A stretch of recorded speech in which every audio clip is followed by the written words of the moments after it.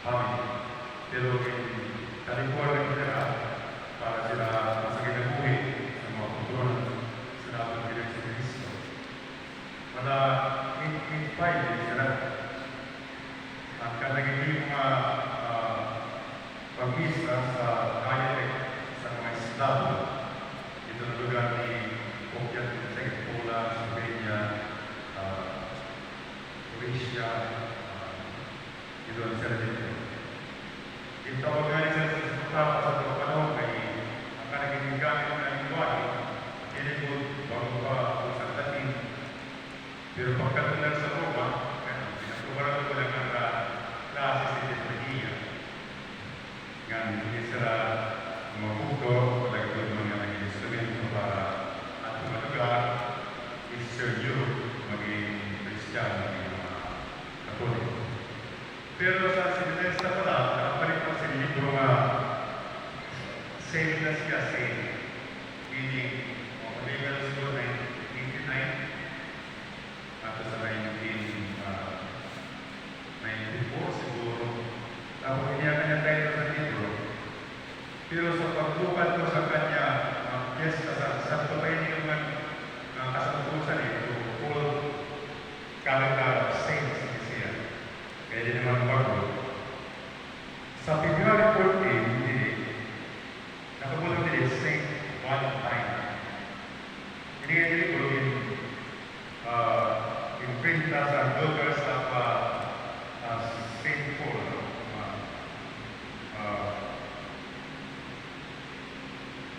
Sa 1958, wonderful pala.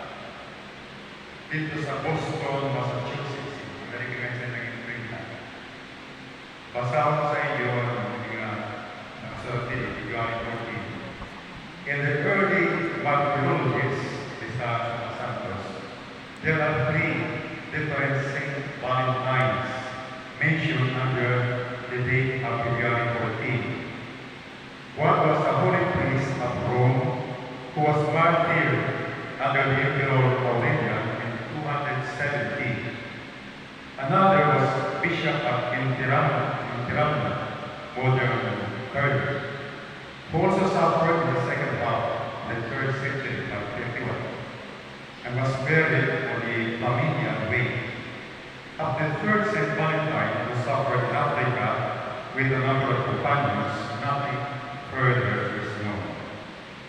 The popular customs of celebrating Saint Valentine's Day, no doubt, had their origin in a conventional belief generally accepted in England and France during the Middle Ages, that on February 14, that is, halfway through the second month of the year, the birds began to pair. For this reason, the day was considered as especially consecrated to lovers, and as a pivotal time for writing love letters and sending lovers gifts. French and English literature, the 14th and 15th centuries, contain allusions to the practice. Kung sugat, nagulot mga santo pa sa dalang listahan ng mga santos, martyrologies, mayroon yan talaga Saint Valentine. Mga kapaniyan na nila, ang sayo pari, martir, ang sayo bispo, diwa, ang sayo ito maniwag sa Africa. Pari yun. Wala naman, sa tuwag sa Happy Saint Valentine's Day. So yan natin sa San Cirilo, kasi buko San Medreo, Seguro, Lugno, San Simon. Sa atong naman Medreo San Puro,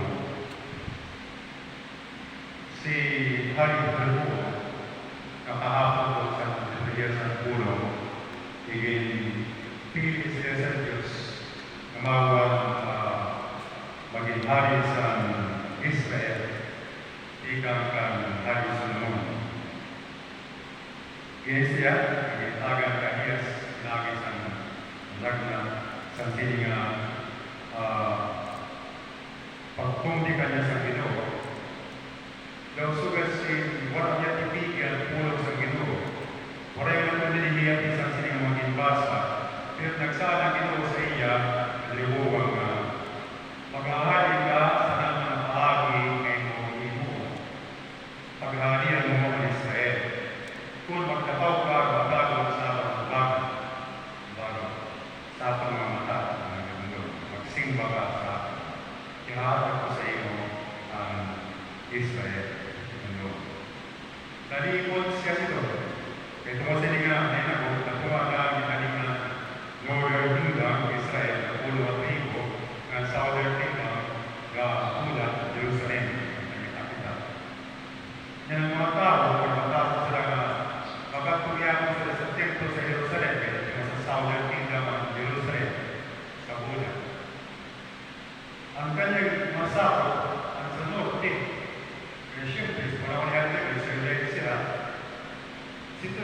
piyesta ng mga gilid, matapos na reklamo sa South, madili kanyang Maria, bago niya,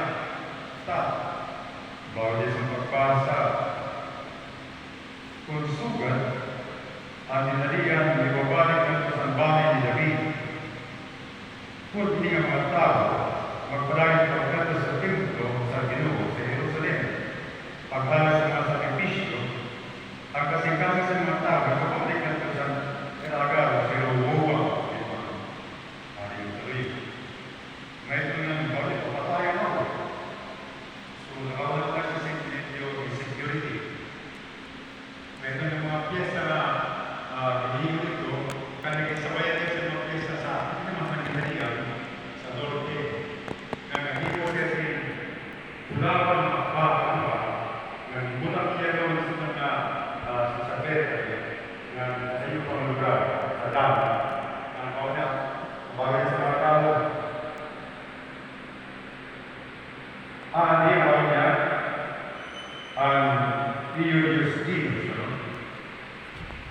Israel, kami na naggawa sa iyo sa Egipto. Tapos, hindi ko na nagawas ka sa Egipto. Kay siya rin, hindi na ulawan ng Diyos, malubuan na siya. Nandun sila, maparawat na ang mga tao talaga kay Diyos siya, kinsunod siya. Imbes mapakat po sila paglaran sa templo sa Jerusalem, doon na sila sa templo sa Bethel, doon sa templo sa Dam, ang ulawan ng Diyos Diyos, kaya yung kami nalaman, pati na lang siya.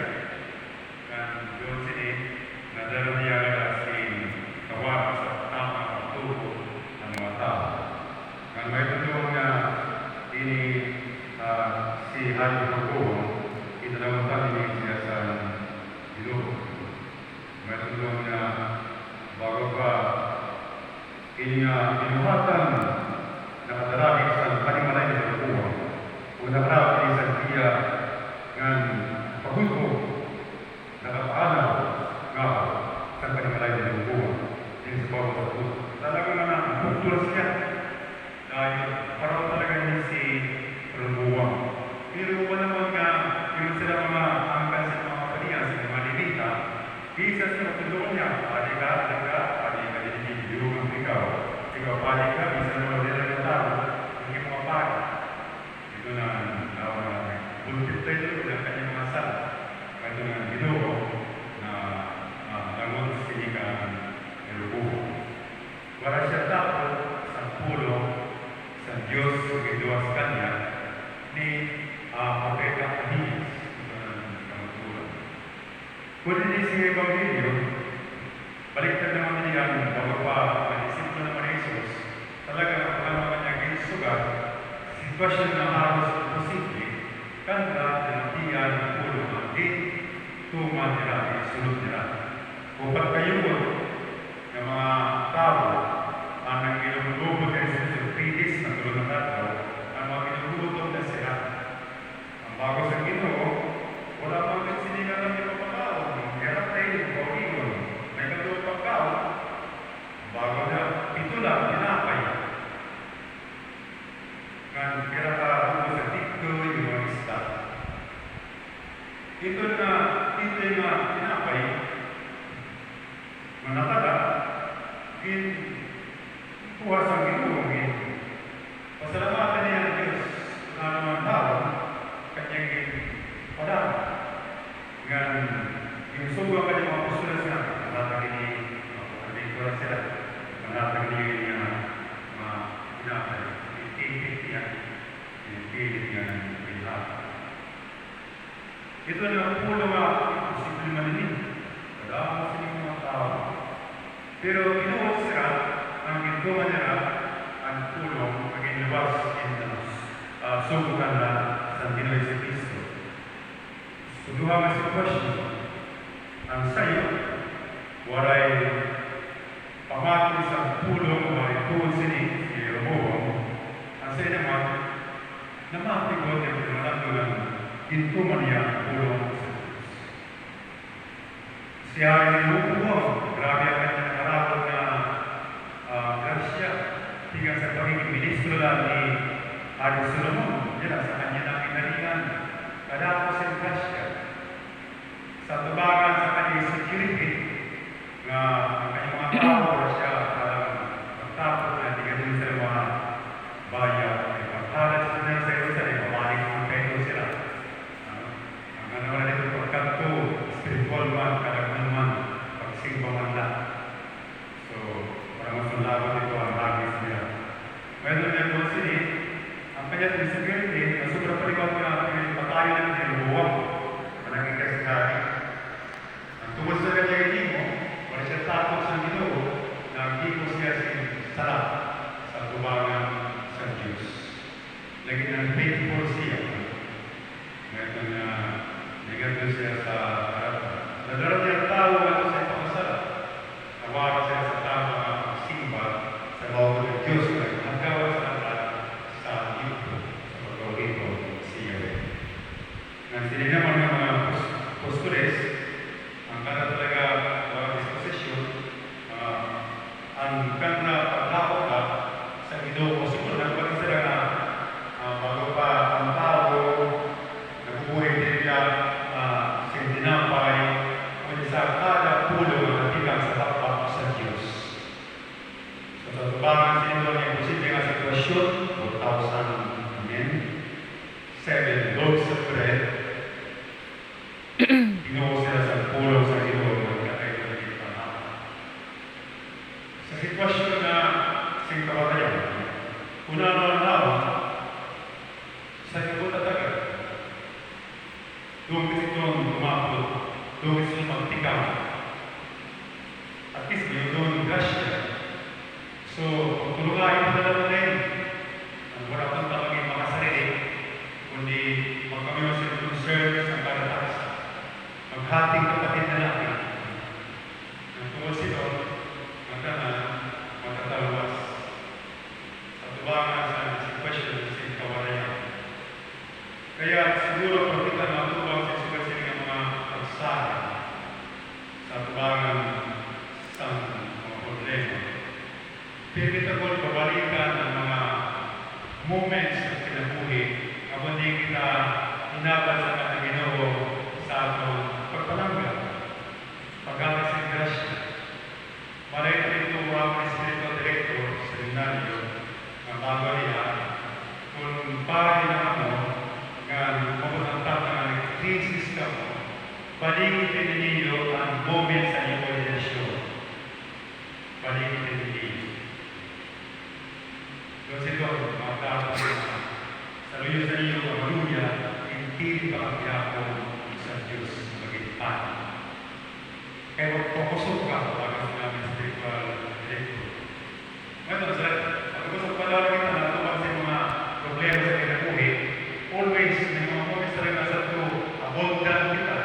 Sa ito halos ma-raptay na kita, kaya magpokusok kita, talos na tagal kita sa Ginoo. May tuloy na ito na ito, bago pa ang pulo, ginong tumitirmi.